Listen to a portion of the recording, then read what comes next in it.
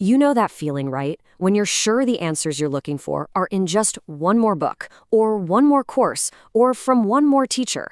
But what if the guide you've been searching for has actually been with you this whole time? Well, that's exactly what we're going to explore today, diving into the groundbreaking work of Professor Cristiano Verducci.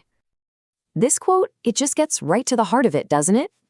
This is for anyone who's felt like they've been looking for solutions everywhere out there, only to realize that maybe the constant searching is the problem. We're going to talk about a path that's all about self-reliance, a journey that doesn't start out there, but starts right here, inside. And that really is the big question, isn't it? If we stop looking outward, we have to start looking inward. But okay, how do we even do that? Is there a map? What's the vehicle to get us there? That is precisely what we are about to unpack. So our guide on this journey is Professor Cristiano Verducci, who also goes by CkriS.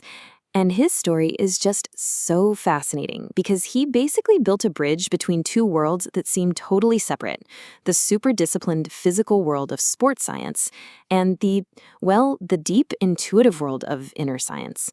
He brings this really unique practical approach to what is, for most of us, a deeply personal quest. So just look at this path. He started out in the very physical, grounded world of sports and fitness coaching. But then in 1997, bam, a single session involving his own breath completely shifted his focus. That one moment led to decades of deep, deep study, rebirthing, Kriya Yucca, the whole deal. And then it culminates in something pretty incredible. He took a full year, a sabbatical, dedicated only to his own solitary breathwork.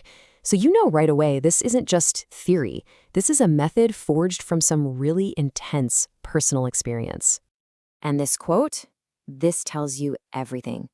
It shows you what came out of all that dedication. He's not just talking about studying the breath. He's talking about liberating it. And that very liberation became his key to self-mastery.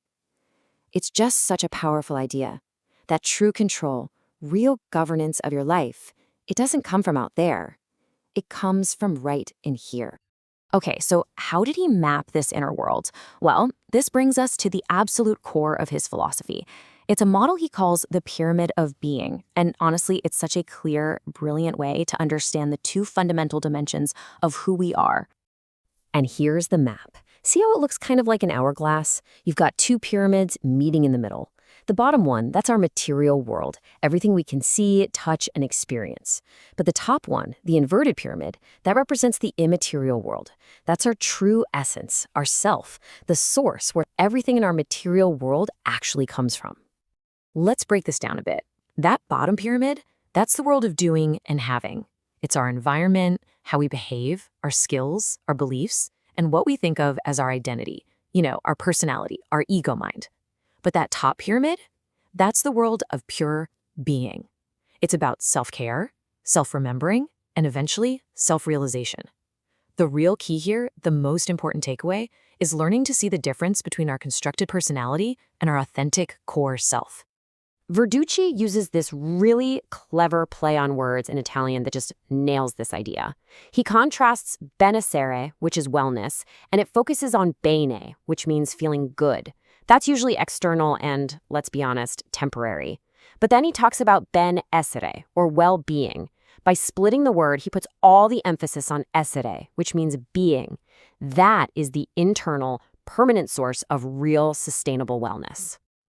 All right, so we have the map, the two pyramids, but how do we actually travel between these two worlds? How do we connect our everyday personality with that deeper essence?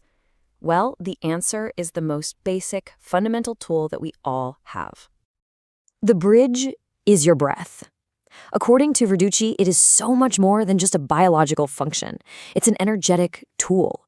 It is your one and only true inner teacher. Think about it. It's innate, it's always with you, and it's totally free. It is the direct, tangible link between our material and immaterial selves. It's the only vehicle we have to access that higher level of being. Okay, enough theory. The only way to really get this is to feel it. Verducci's work is super practical, so I want to invite you to just try this with me right now. It's the very first, most foundational exercise he offers, and it's incredibly simple. Seriously, wherever you are, just take a second. Go on, close your eyes. Now, just listen. Simply listen to the sound of the air as it passes through your nostrils. Don't try to change a thing. When you exhale, just let it go. Release it without any effort.